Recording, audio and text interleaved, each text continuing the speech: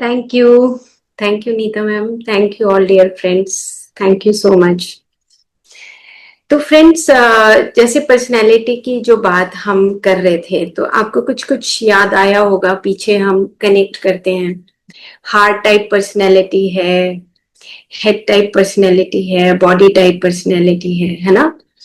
तो आपको क्या लगता है कि अभी हम नौवीं जो पर्सनैलिटी पढ़ रहे हैं, मतलब कि जो हमारा परफेक्शनिस्ट आ रही है, लास्ट वन, तो इन सब पर्सनैलिटीज में से आपको 50% या 40% कहीं कुछ क्लिक हो रहा होगा कि मेरी पर्सनैलिटी एंथुजियास्ट हो सकती है, मेरी पर्सनैलिटी पीस मेकर हो सकती है ना, मेरी पर्सनैलिटी परफेक्शनिस्ट में आ सकती है।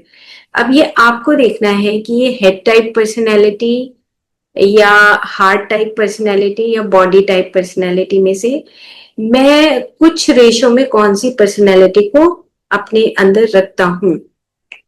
और हम पीछे के जो एपिसोड्स हैं एनियाग्राम के, जो हमारी नॉर्मल पर्सनैलिटीज है, उसमें हम बात ये कर चुके हैं कि मान लो कि हमारी हार्ट टाइप पर्सनैलिटी है, गिवर अचीवर इंडिविजुअलिस्ट की जो पर्सनैलिटी है, तो हम उसमें कहीं पर कुछ परसेंट हम अपनी उस नेचुरल फॉर्म में रहते हैं, लेकिन उसमें से कुछ परसेंट हम अपनी उस नेचुरल फॉर्म में नहीं रहते, जहां पर हमने मास्क पर्सनैलिटी की बात की। तो हम हार्ट टाइप पर्सनैलिटी या हेड टाइप पर्सनैलिटी या बॉडी टाइप पर्सनैलिटी में दोनों चीजें होती हैं कि एक होता है कि सेल्फ रिकॉग्निशन होता है कि आप अपनी सोल लेवल पे काम कर रहे हैं। तो फर्स्ट जब एपिसोड हुआ था तो उसमें हमने सोल मेकिंग प्रोसेस से शुरुआत की थी एनियाग्राम की, कि ये हमारा एक ये कहेंगे कि सोल का रिफ्लेक्शन है। जब हमारी पर्सनैलिटी जो हमें दिखाती है, हमारा दिखाती है, वो एक सोल का रिफ्लेक्शन होता है। लेकिन एक तरफ हमारा जो सेल्फ या सोल का रिफ्लेक्शन है और एक तरफ हम उस सोल वाले प्रोसेस को छोड़ दें तो हमारा ईगो के प्रोसेस का जो हमारा रिफ्लेक्शन है वो हमारा दिखाई देता है। तो मान लो कि देने की गिवर, जो हमने हार्ट टाइप पर्सनैलिटी में पढ़ा कि गिवर है या अचीवर है, तो हम जब किसी को देते हैं तो अब है तो सोल टाइप पर्सनैलिटी, लेकिन अब उसके अंदर वो सेकेंड पार्ट में जो दिखाई दे रहा है उसका मास्क पर्सनैलिटी है, उसमें क्या दिखाई दे रहा है कि मैं दे रहा हूं, ईगो डेवलप हो गया, है ना। तो ऐसे ही हमारी हेड टाइप पर्सनैलिटी में है और ऐसे ही हमारी बॉडी टाइप पर्सनैलिटी में है। तो अब पर्सनैलिटी तो पर्सनैलिटी है। तो अगर हम इसको देखें कि हमने इसमें बात ये की थी कि बचपन से लेकर और हमारी लाइफ टर्म तक हम अपनी पर्सनैलिटी को धीरे धीरे निखारते हैं। अगर बचपन में वो पर्सनैलिटी सराउंडिंग के पेरेंट्स या फैमिली उसको निखारती है तो उसको जल्दी अपनी पर्सनैलिटी के बारे में पता लग जाता है। लेकिन अगर सराउंडिंग में फैमिली बहुत रिस्ट्रिक्टेड है, बहुत ऑर्थोडॉक्स नेचर की है, तो फिर उस पर्सनैलिटी को हम उभार नहीं सकते और फिर वो पर्सनैलिटी कहीं मास्क पर्सनैलिटी में डेवलप हो जाती है। तो हम अगर साइकोलॉजिस्ट की बात करते हैं, कुछ साइकोलॉजिस्ट की बात करते हैं, तो वो साइकोलॉजिस्ट यही बोलते हैं कि जो हमारा बचपन होता है, चाइल्डहुड होता है, उसमें पहले साल से लेके फिर 5 साल तक, 5 साल से लेके फिर 7 साल तक, 7 साल से लेके फिर 12 साल तक, 12 साल से लेके फिर 25 साल तक और फिर 60-70 साल तक हम अपनी पर्सनैलिटी के उस मोड में होते हैं। लेकिन अब डिपेंड यही करता है कि हमारी फैमिली के सर्कमस्टांसेस, शादी से पहले, शादी के बाद किस तरह के सर्कमस्टांसेस होते हैं, उस वहां पर आकर हमारा सोल मेकिंग प्रोसेस या फिर ईगो कंडीशनिंग प्रोसेस, इन दोनों पर्सनैलिटी को, दोनों तरीके से हमें मास्क और ओरिजिनल पर्सनैलिटी को, ट्रू पर्सनैलिटी को पहचानना होता है। जैसे कि पिछले एपिसोड में भी हमने एग्जाम्पल दिया कि अगर कोई देना चाहता है, अगर वो बच्चा कोई कोई चीज देना चाहता है तो पीछे से पेरेंट्स उसको बोलते हैं कि भाई इतना देने की कोई जरूरत नहीं है, ये घर तुम्हारा कोई आश्रम नहीं है, आश्रम का अड्डा नहीं है कि तुम सारी चीजें ही दे दोगे, है ना। वो हम भी हो सकते हैं, पेरेंट्स का भी ऐसा नेचर हो सकता है कि वो जो घर में होता है उसको देने का एक स्वभाव होता है। कुछ लोग होते हैं जो अचीवर होते हैं, जो अचीव करने की करते हैं, या इन्वेस्टिगेटर होते हैं, जैसे जो साइंटिस्ट की हमने बात की थी कि वो साइंटिस्ट हैं लेकिन वो इतने बिजी हो जाते हैं कि वो अपने ही एक ईगो फॉर्म डेवलप कर लेते हैं। तो मैं अभी जब मैं ये पढ़ रही थी तो मुझे याद आ रहा था कि मैंने ना एक नीता मैम एक हो गए 10 साल 8 साल हो गए होंगे जब मैं निकोलस टेस्ला के बारे में पढ़ रही थी। बहुत साल पहले की बात है। तो और थॉमस एडिसन के बारे में पढ़ रही थी। तो अब निकोलस टेस्ला को ड्रीम्स आते थे, इसी तरह एडिसन को भी आते थे। अब वो साइंटिस्ट इन्वेस्टिगेटर थे दोनों। अगर इन्वेस्टिगेटर थे, उनकी पर्सनैलिटी क्या थी कि एक इन्वेस्टिगेट करके पूरी दुनिया को कुछ देना। लेकिन अब जब मैं उनको पढ़ने लगी, उनकी बायोग्राफी पढ़ने लगी, और मेरे को इतना इंथुजियास्टिकली मेडिटेशन में ही ये सब चीजें समझ आने लगी कि कहीं हम ड्रीम प्रोसेस से भी कुछ ना कुछ चीजों को इंक्लाइन करते हैं और हम रिफॉर्मर बन जाते हैं, दूसरे लोगों को मैसेज देते हैं, अच्छी चीजें बताते हैं। लेकिन दोनों व्यक्ति इन्वेस्टिगेटर होते हुए भी, उनकी पर्सनैलिटी एक साइंटिस्ट होते हुए भी, दोनों ने कोर्ट में जाके उनके जो फाइनेंशियल इम्प्लीकेशन थे उनके झगड़े सबसे ज्यादा हुए हैं। और ये बताते हैं कि वो बहुत पुअर स्टेट में, मतलब बहुत गरीब की अवस्था में निकोलस टेस्ला मर गया, और एडिसन जो है बहुत रिच हो गया। तो कुछ इस तरह की मैंने बहुत साल पहले ये पढ़ी थी। तो मेरे दिमाग में ये बात आ रही थी कि पर्सनैलिटी तो, ओरिजिनल पर्सनैलिटी उसकी उभार उभार कर वो बाहर लाया, लेकिन देखो फिर वो ईगो में उलझ गया, और एक ईगो पर्सनैलिटी या एक ईगो सेल्फ डेवलप हो गया। और ईगो सेल्फ डेवलप होने की वजह से उसका जो रियल एक ट्रू नेचर था वो उसने खो दिया, और जो रियल में उसको एक अचीवमेंट होनी चाहिए थी एक अचीवर के तौर पे, वो नहीं हो पाई। तो ऐसा नहीं है कि हम अपनी उस पर्सनालिटी को अगर हम पहचान जाते हैं सोल मेकिंग प्रोसेस को, तो उसकी बैक साइड में जो हमारा ईगो डेवलप होता है, और हम उस ईगो डेवलप को कहीं ना कहीं हम साइडलाइन कर सकते हैं बनिस्बत कि हम उन चीजों को जानने लगे, पहचानने लगे। तो मैंने आज स्लाइड बनाई है, उसके जरिए हम थोड़ा सा आगे चलते हैं ताकि हम क्रिस्टल क्लियर हो जाएं कि हम कौन है और हमारे पीछे का जो मास्क है वो कौन है। क्योंकि जो मैं ये बुक पढ़ रही हूँ, ये बुक मैंने पहले भी दिखाई थी कि ये बुक डॉक्टर अमित गोस्वामी की लिखी हुई है। और ये बुक बहुत सुंदर बुक है क्योंकि उन्होंने सभी साइकोलॉजिस्ट के क्रक्स को लिया है और पॉइंट्स लिखे हैं। Quantum integrated psychology and science of mental health, बहुत अच्छी बुक है। लेकिन ये पीडीएफ में हमें पीएचडी के दौरान मिली थी, तब मुझे पढ़ने का मौका मिला था। तो अब वो क्या कहते हैं कि ये जो साइकोलॉजी है उसमें जो अलग अलग ऑथर्स हैं वो अपने अकॉर्डिंग इस पर्सनालिटी को रखते हैं।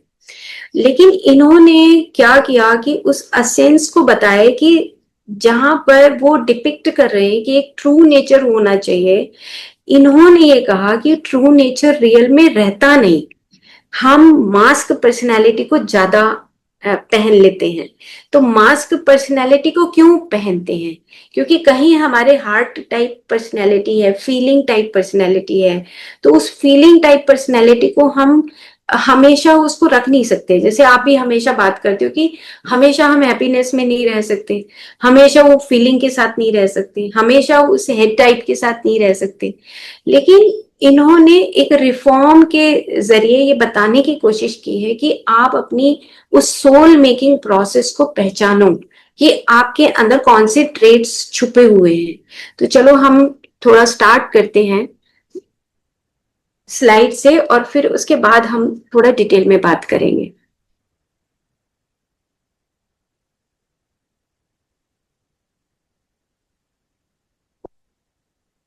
जैसे अभी हम बात कर रहे थे कि हमारा 3 टाइप पर्सनैलिटी हमें डिपिक्ट होता है, जैसे हार्ट टाइप, हेड टाइप और बॉडी टाइप। ठीक है, तो 2 3 4 5 6 7 8 9 1। तो 2 3 4 हार्ट टाइप पर्सनैलिटी है जो फीलिंग ओरिएंटेड है। मतलब आपके पास ब्रेन की का बाद में आएगा, पहले आपका फीलिंग आएगा, और फिर हम जाते हैं हेड टाइप में, वहां पे पहले थिंकिंग आएगी, उसके बाद फीलिंग आएगी ना। तो ये कार्ल जंग की जो थ्योरी है उसके अकॉर्डिंग वो बोलते हैं कि सेंसिंग, फीलिंग, थिंकिंग एंड इंट्यूटिंग, चार चीजों में कार्ल जंग ने पर्सनैलिटी को डिस्क्राइब किया है। लेकिन उसको भी एक अलग तरीके से डिपिक्ट करने के लिए, जैसे हार्ट सेंटर, हेड सेंटर और बॉडी सेंटर। तो बॉडी सेंटर जो है वो होता है इंस्टिंक्चुअल पर्सनैलिटी होती है, जो एक्शन ओरिएंटेड पर्सनैलिटी बोली गई है। तो चलो हमने अभी इस मोटी मोटी चीज को जान लिया। अब हमारा जो लास्ट एक पर्सनैलिटी बचा है, उसके बाद फिर हम इस स्लाइड के ऊपर फिर से आएंगे। तो हमारी जो लास्ट पर्सनैलिटी है, जो फर्स्ट नंबर पे आती है, वो आती है परफेक्शनिस्ट पर्सनैलिटी आती है। तो जो परफेक्शनिस्ट पर्सनैलिटी है, अब आप देखो परफेक्शन, आप सोचो अंदर से कि एक कोई परफेक्शन वाला बंदा है, कोई परफेक्ट है, मान लो आर्ट में परफेक्ट है, परफेक्ट हमें दिखता है वो परफेक्ट है, कोई भी चीज परफेक्ट होती नहीं। लेकिन मान लो कुकिंग में परफेक्शन है ना, तो वो अपनी सारी रूल रेगुलेशंस बताएगा कि देखो आपको फर्स्ट स्टेप पे ये करना है, सेकंड स्टेप पे ये करना है, थर्ड स्टेप पे ये करना है। लेकिन आपको क्या लगता है कि अगर वो सोल मेकिंग प्रोसेस में कर रहा है, तो क्या परफेक्शनिस्ट, क्या वो सही तरीके से आप उसको परफेक्शनिस्ट मानोगे या नहीं मानोगे ना। तो उन्होंने कहा कि कॉन्शियस, यानी कि वो एक कर्तव्य परायण बोलते हैं इसको, कि वो बड़ा हर चीज को सिस्टमेटिकली चलता है, इथिकल नेचर का होता है वो, उसके पास एक strong sense of right and wrong होती है। तो अब क्या होता है कि जो परफेक्शनिस्ट होते हैं ना, उसके पास आमतौर पे ना लोग जाते हैं, अरे चलो उसके पास चलते हैं और उससे उसके पास जाके ना हम सोल्यूशन ढूंढते हैं। तो सॉल्यूशन ढूंढने वाले इस इंसान के पास जाते हैं कि भाई चलो कोई सॉल्यूशन निकल आएगा। लेकिन एंड में क्या होता है, आप अगर मान लो आप अपने अंदर से याद करो कि क्या आप ऐसे किसी व्यक्ति के पास गए हो कि चलो हम सॉल्यूशन उनसे ले लेते हैं, तो आप जब वापस आते होगे तो आप ये कहते हो कि नहीं नहीं ठीक आंसर नहीं लगा, नहीं नहीं वो हमें अच्छा नहीं लगा, नहीं नहीं ज्यादा अच्छा नहीं था। मतलब कहीं ना कहीं हमें उन उस पर्सनैलिटी में 10 to 20% कहीं वो मिसिंग लगता है। इन्होंने कहा है कि वो गैप जो होता है, वो गैप उस व्यक्ति को भरना चाहिए। मतलब सोल मेकिंग प्रोसेस या पर्सनैलिटी का मतलब ये बताया गया है कि आप उस गैप को भर सकते हो, जहां पे आप फेक बन रहे हो, जहां पे आप मास्क पहन रहे हो, उस गैप को आपको भरना चाहिए। तो वो ये कहते हैं कि हमेशा जो है वो नई नई चीजों में इम्प्रूवमेंट करता है। लेकिन अब उसको लगता है कि अरे मेरे से फियर फियर मेकिंग भी होता है, वो उसको लगता है कभी मैंने गलत तो नहीं, मैं किसी को बता दूंगा। तो उसके पास फियर डेवलप होता है कि कभी मैंने गलत कुछ बता दिया तो कभी कुछ और ना हो जाए। मैं आपको बताती हूँ, एक मैं एग्जाम्पल मुझे याद आ गया अपना ही। मैं मेरी फर्स्ट पोस्टिंग हुई और मैं एक गांव में मेरी पोस्टिंग थी एज ए मेडिकल ऑफिसर। तो वहां पे लगभग मुझे 1 महीना हुआ था, तो चारों तरफ गांव में ये हो गया कि ये डॉक्टर बहुत अच्छी है। अब डॉक्टर तो अच्छे, लेकिन डॉक्टर को सब कुछ तो नहीं आता ना, कि भाई डॉक्टर इतनी परफेक्ट हो कि भाई बहुत सब कुछ आता है। लेकिन लोग समझने लगे कि ये तो बड़ी अच्छी डॉक्टर है, जो जाता है वो ठीक होकर आता है। तो एक मलेरिया का पेशेंट था जिसको मतलब हाई फीवर था, और वो उसको ट्रैक्टर में डाल के मेरे पास लेकर आए। तो मैं भी अपने आप को परफेक्शनिस्ट बनने की उस स्टेज में, जब मैं यंग थी, और बहुत साल पहले की बात है, ये 2004 की बात है जो मैं बता रही हूँ। और मेरे को भी लगा कि मैं मलेरिया ठीक कर सकती हूँ, और मैंने उसको, हमारी ही IU64 एक मेडिसिन आती है जो मलेरिया के लिए होती है। अब वो IU64 मेडिसिन काम तो करेगी, लेकिन मैंने उस कॉन्फिडेंस से उसको दे भी दी। लेकिन वो रात तक उसका हाई फीवर हो गया, 105 फीवर हो गया। अब गांव में चर्चा होने लगी कि ये जो डॉक्टर है इसने जो मेडिसिन दी थी उसका वो साइड इफेक्ट ना हो। तो मेरे पास रात को एक व्यक्ति, हम वहीं रहते थे पानीपत में, तो मेरे पास एक मैसेज आया कि आपका एक पेशेंट है ना सिविल हॉस्पिटल में एडमिट है, मैं परफेक्शनिस्ट पर्सनैलिटी की बात बता रही हूँ कि हम कैसे फेक अपना वो है ना एक मास्क डाल लेते कि हाँ हाँ अगर दुनिया ठीक हो रही है तो मैं उसको भी ठीक कर सकता हूँ। तो मेरे को जब मैसेज आया तो मैं फटाफट सिविल हॉस्पिटल पहुंची और मैंने देखा। और मेरे को, मैं बताऊं आपको कि मेरे को अंदर से एक इंट्यूशन था कि मैं उसको ठीक तो नहीं कर सकती हूँ, लेकिन अब लोगों ने मेरे को परफेक्शनिस्ट बना दिया कि भाई आप जो है ठीक कर सकते हो, आप दवाई दे दो, हम तो शहर में नहीं जाएंगे। तो मैं वहां गई, मैंने अपने आप को एक मतलब माफी मांगी अपने आप से, भगवान को कहा कि भाई इस व्यक्ति को बचा ले। खैर एट लास्ट वो बच गया वो पेशेंट। लेकिन उसके बाद और आज का दिन है, कभी भी मैंने ये अपने अंदर से कहा कि हम सब कुछ ठीक नहीं कर सकते हैं, हम इतने परफेक्शनिस्ट नहीं हो सकते हैं। लेकिन क्या होता है कि टाइम बीइंग कहीं हम उस मास्क को पहन लेते हैं और वो मास्क अपने आप ही टूटता है फिर वो। और उसके बाद एक हमें लर्निंग भी मिलती है कि यस तुम कहीं गलत हो। और मेरे को ना नीता मैम, मेरे को अंदर से वो इंट्यूशन हुआ कि ये पेशेंट जरूर से जरूर मतलब कहीं ना कहीं हॉस्पिटल में जाएगा। और वो उसी रात को वो पेशेंट जो है हॉस्पिटल में पहुंच गया। लेकिन ये जो परफेक्शनिस्ट होते हैं ना, जैसे मेरे को भी अपने अंदर कुछ लगता है कि मैं बहुत डीपली स्टडी करती हूँ, बहुत डीपली रूल रेगुलेशंस को फॉलो करती हूँ। और कभी कभी रूल रेगुलेशंस करते करते भी कुछ चीजें मिस हो जाती हैं। तो हम ये जो परफेक्शनिस्ट की जो पर्सनालिटी है उसमें अब इन्होंने देखो लिखा है कि वो कोशिश करते हैं इम्प्रूव करने की, लेकिन फिर भी गलती का वो फियर उनके अंदर होता है। वो वेल ऑर्गेनाइज्ड होते हैं, ऑर्डर में चीजों को करना चाहते हैं, लेकिन आप कितने देर ऑर्डर में करोगे? आप घर को भी अगर एक परफेक्शनिस्ट के तौर पे एक ऑर्डर करना चाहते हो, फिर भी कुछ ना कुछ चीजें डिसऑर्डर हो जाती हैं। और मेरे साथ तो एक एग्जाम्पल मैं अपना फिर से देती हूँ कि ना मेरी फैमिली, मेरी मेरी मम्मी पापा की साइड की फैमिली और मेरे इन लॉज की साइड की बिल्कुल अपोजिट हैं दोनों।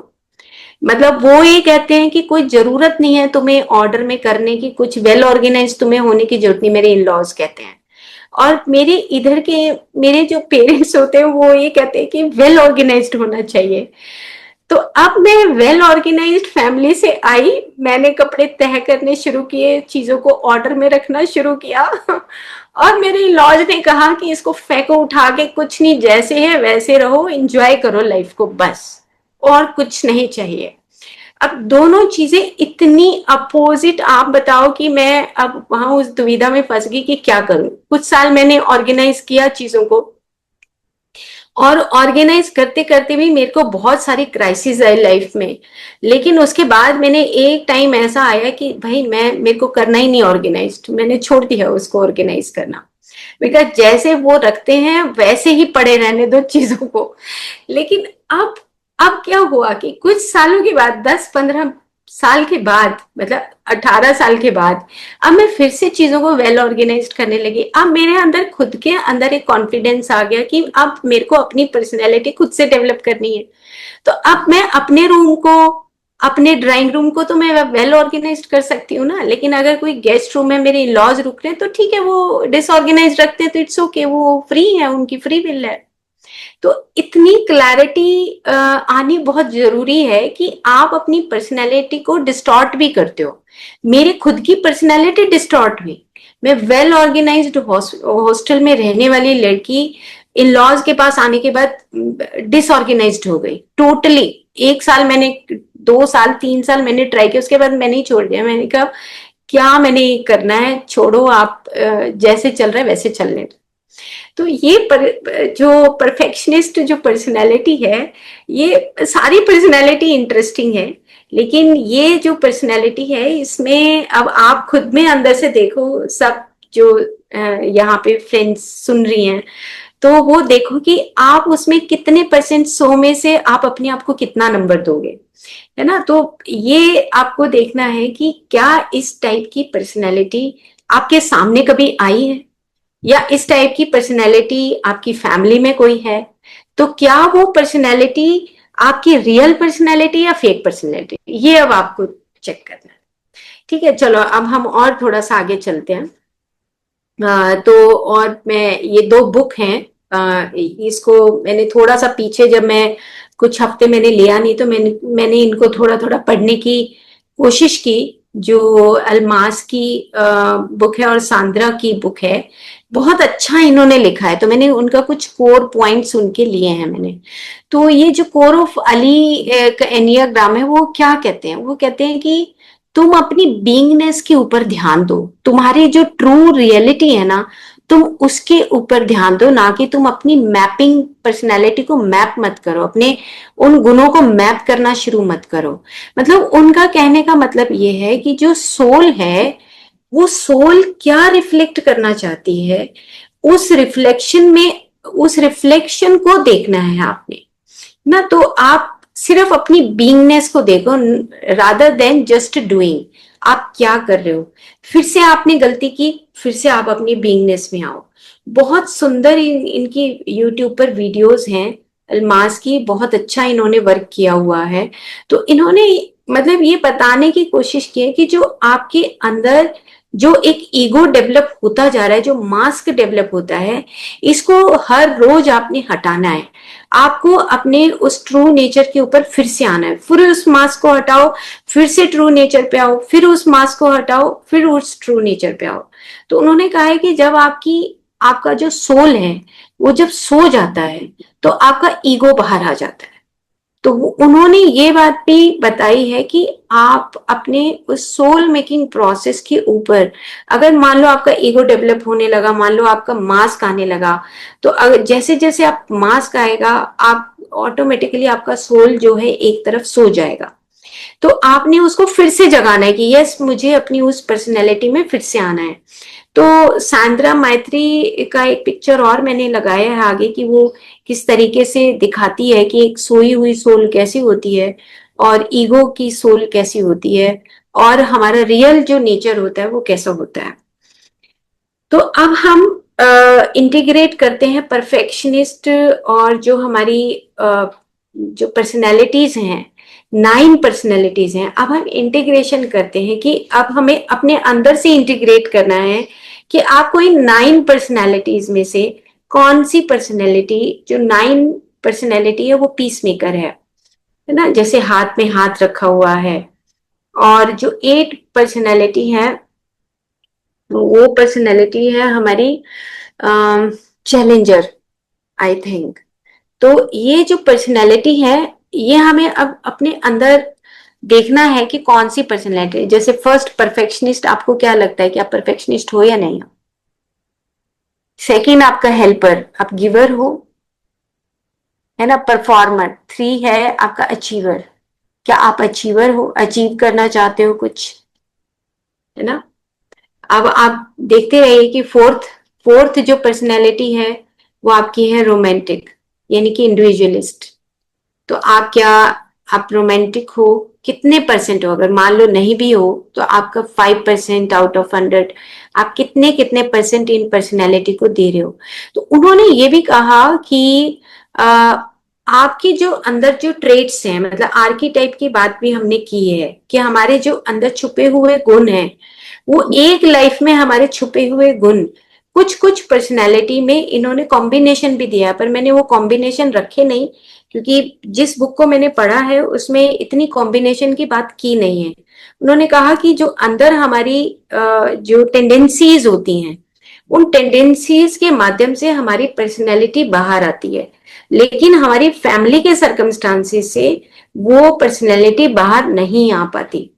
तो अब हम देखें कि हमारी पर्सनैलिटी, जैसे 7th पर्सनैलिटी एंथुजियास्ट है, 6th पर्सनैलिटी है लॉयलिस्ट है, 5th पर्सनैलिटी है इन्वेस्टिगेटर है। तो अब हम देखें कि आउट ऑफ 9 पर्सनैलिटी 20% आप कौन सी पर्सनैलिटी को देते हो, 20-20-20। तो मान लो 20-20-20 पर्सनैलिटी अगर आप दे भी रहे हो, तो आप किसको देना चाहते हो? आप गिवर हो, एंथुजियास्ट हो, लॉयलिस्ट हो, इन्वेस्टिगेटर हो, आप कौन सी पर्सनैलिटी को आप पसंद करते हो, है ना। या आप इंडिविजुअलिस्ट हो, मुझे तो कभी कभी लगता है कि मैं एक इंडिविजुअलिस्ट भी हूँ, है ना, मतलब एक फ्रीडम मुझे अच्छी लगती है, मैं अपने आप में काम करना चाहती हूँ। इन्वेस्टिगेटर का भी कुछ पार्ट मुझे लगता है, इन्वेस्टिगेटर और ये परफेक्शनिस्ट, ये दोनों चीजें मुझे कहीं कोरिलेट अपने आप में मैं करती हूँ, क्योंकि मैं कोशिश करती हूँ बहुत डीपर लेवल पे कुछ न कुछ पढ़ने की, ताकि मैं उस क्रक्स को बाहर निकाल पाऊं। तो मुझे अपने अंदर से ये इन्वेस्टिगेटर की और गिवर की भी कुछ कुछ लगता है कि मैं हेल्प करना चाहती हूँ।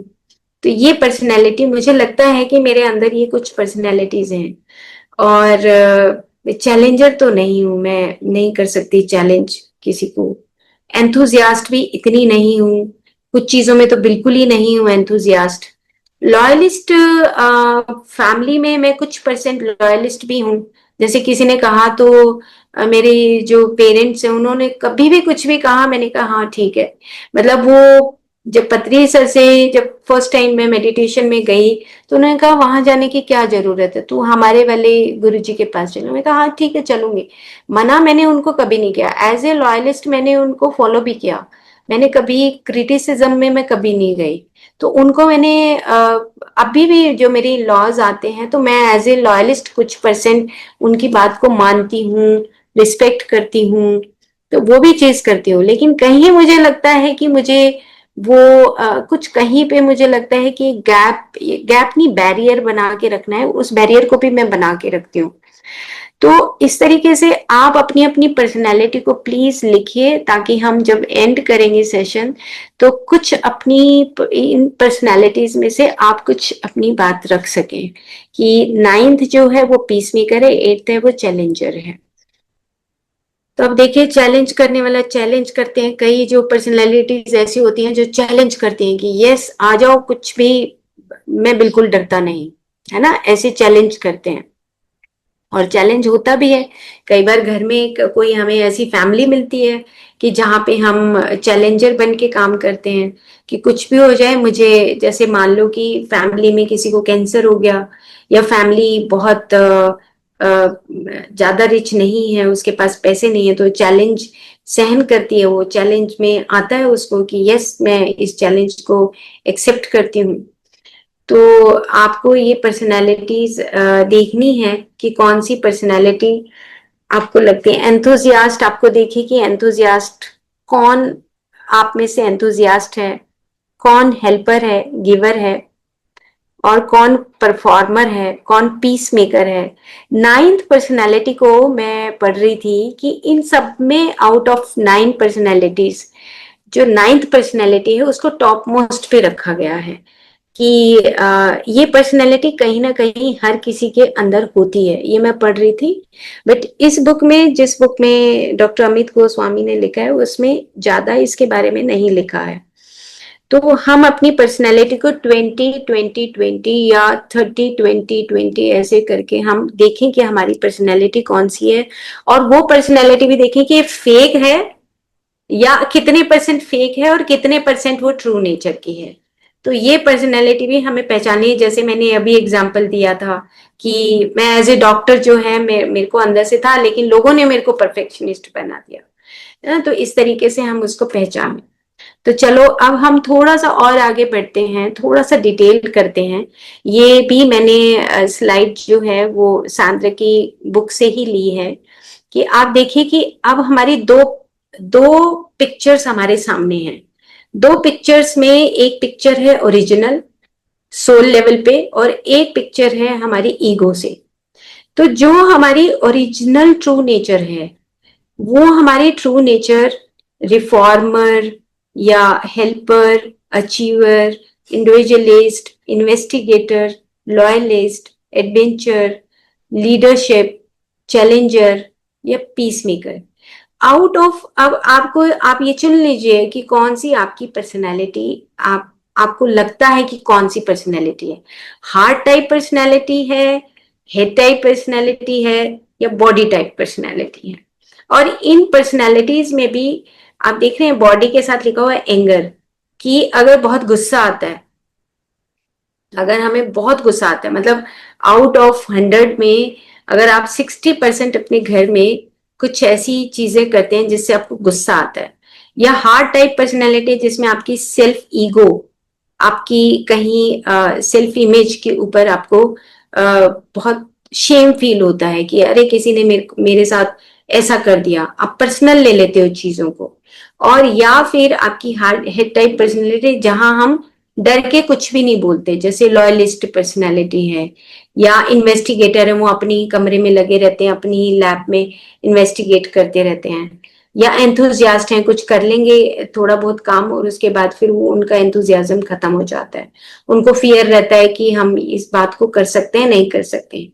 तो 3 टाइप से जो ये पर्सनैलिटी है जो मैंने नीचे लिखा है, कि उन्होंने कहा कि ईगो इंडोलेंस, आप देखिए कि मतलब इतना हम आलस से भर जाते हैं, ईगो रिवेंज, ईगो रिजेंटमेंट। तो ये जो पर्सनैलिटी, जो हमारा अपना ट्रू नेचर है, वो जो हमारा ट्रू नेचर है, not trying to awake from the sleep of unconsciousness is laziness.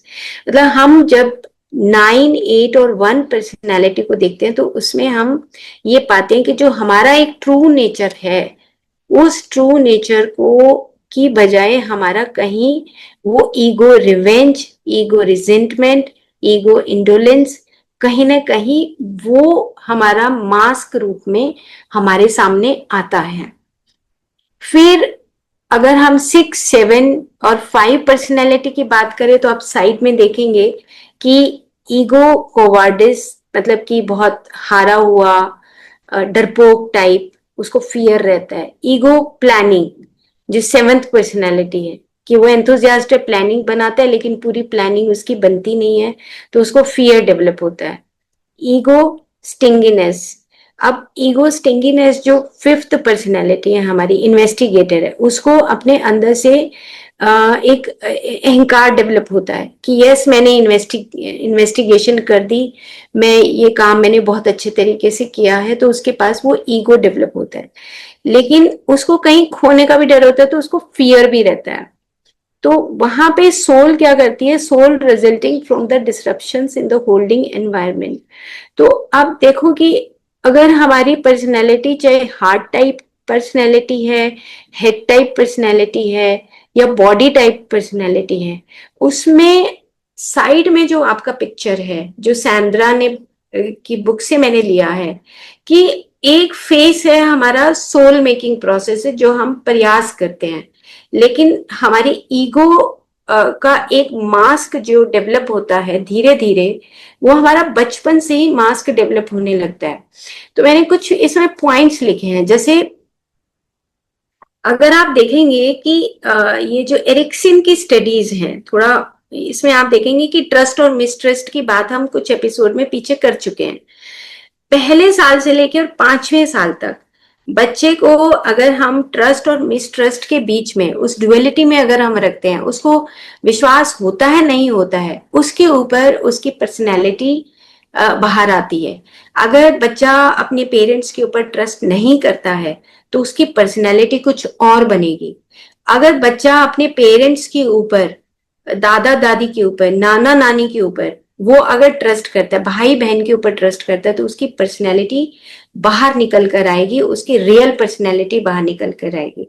Same इसी तरीके से इन्होंने ये भी बताया है कि 7 साल की उम्र में क्लैरिटी या इग्नोरेंस, क्लैरिटी वर्सेस इग्नोरेंस, मतलब कि 7 साल तक बच्चा जब बड़ा होता है, धीरे धीरे बढ़ता है, तो उसको या तो क्लैरिटी आ जाएगी कि यस मेरे पेरेंट्स मेरी मदद करें, या वो इग्नोरेंस में रहेगा कि उन्होंने तो कुछ बताया नहीं, और खुद में भी उसकी पास्ट लाइफ इनकारनेशन से उसकी जो टेंडेंसीज हैं उसके अकॉर्डिंग भी वो इग्नोरेंस में, कॉन्टिन्यूअस इग्नोरेंस में है, या उसको क्लैरिटी हो रही है। फिर धीरे धीरे जब वो 12 साल तक पहुंचता है तो उसको सेक्स वर्सेस रोमांटिक लव में भी डिफरेंशिएट करने के लिए भी फैमिली की जरूरत पड़ती है उसको।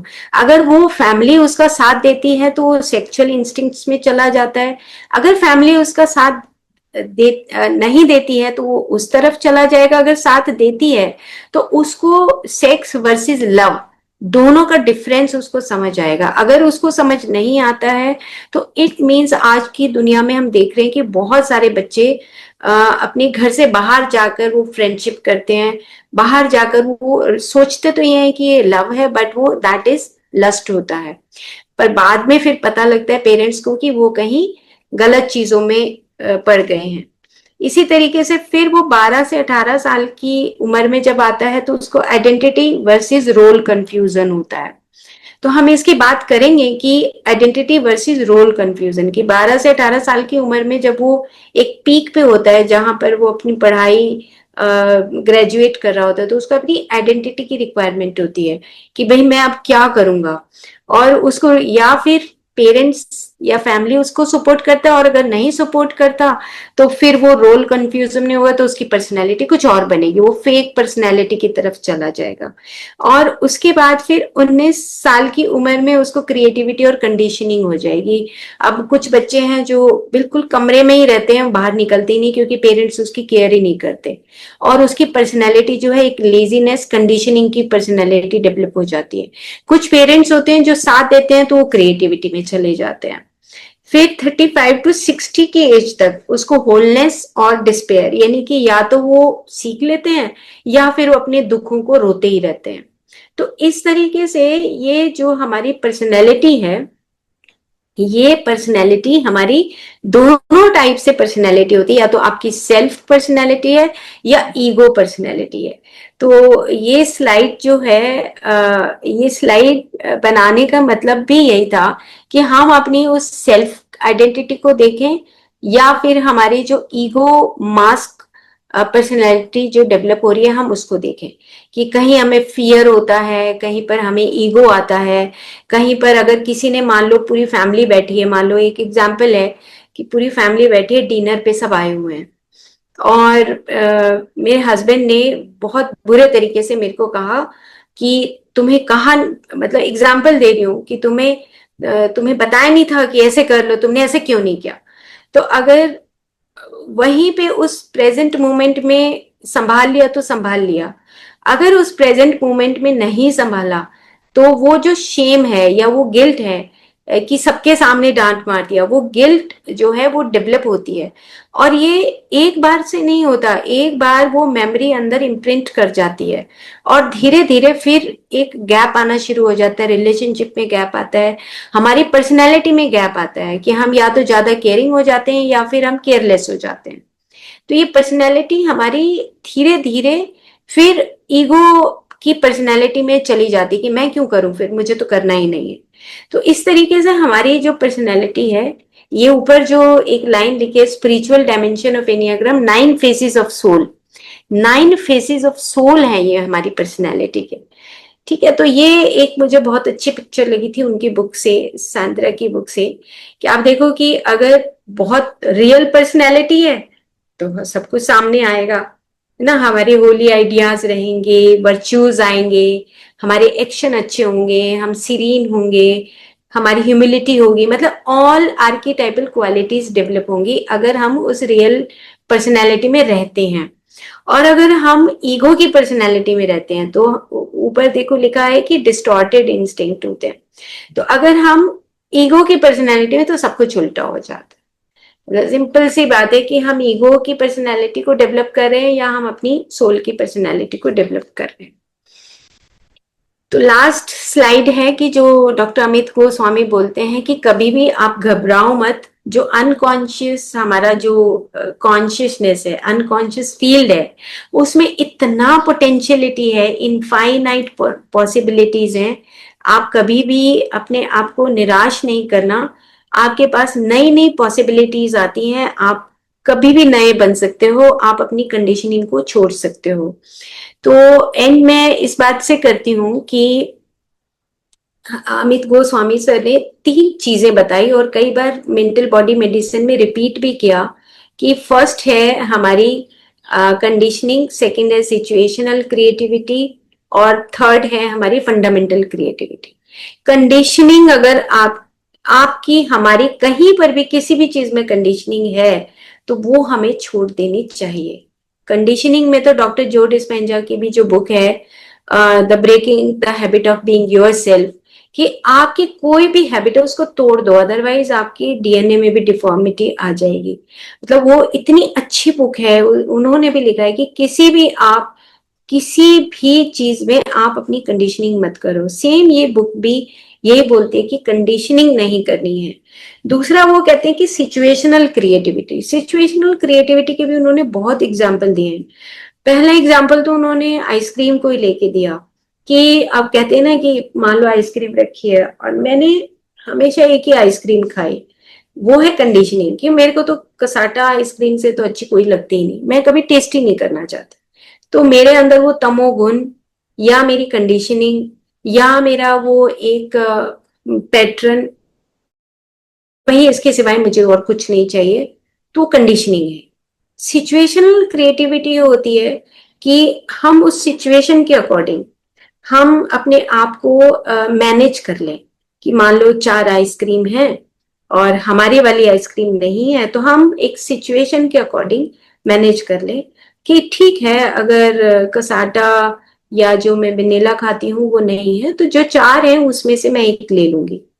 जैसे सिचुएशनल क्रिएटिविटी का एक एग्जाम्पल और भी दिया है कि जो जितने भी हमारे ऑथर्स हुए, फेमस ऑथर्स हुए, अमित गोस्वामी सर जब अपनी बात करते हैं तो उन्होंने कहा कि एक होती है सिचुएशनल क्रिएटिविटी, एक होती है फंडामेंटल क्रिएटिविटी।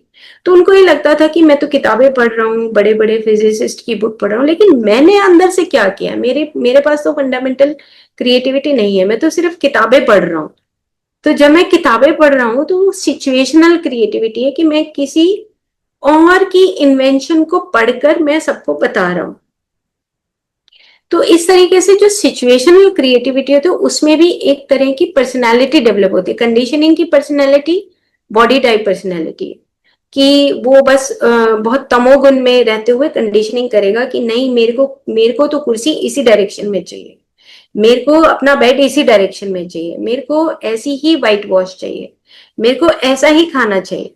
हम चेंज नहीं करते, वो कंडीशनिंग होगी। सिचुएशनल क्रिएटिविटी है कि ठीक है, इन किताबों में जो लिखा है हम उसको मान रहे हैं। लेकिन फंडामेंटल क्रिएटिविटी वो होती है जहां पे आपकी एक इंडिविजुअलिस्टिक पर्सनैलिटी डेवलप होती है, जहां पर आपके अंदर जो इंट्यूशंस आती हैं, उन इंट्यूशंस के माध्यम से आपको, जैसे गुरु ग्रंथ साहब लिखा गया ना, स्वामी विवेकानंद ने अपनी बातें लिखी, डॉक्टर अमित गोस्वामी ने अपनी बुक्स लिखी, अपना इन्वेंशन किया।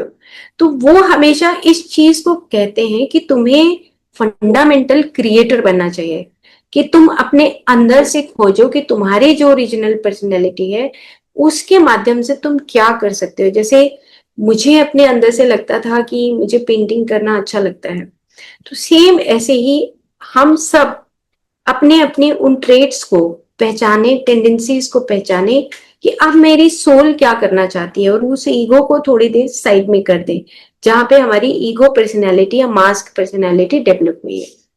तो आई थिंक एनियाग्राम पर्सनैलिटीज हमारी काफी कुछ क्लियर हो गई हैं, फिर भी कुछ रहेगा तो फिर कंप्लीट करेंगे। ओके, तो थैंक यू फ्रेंड्स। तो हमने सारे एनियाग्राम नॉर्मल पर्सनैलिटीज को कंप्लीट कर दिया है। और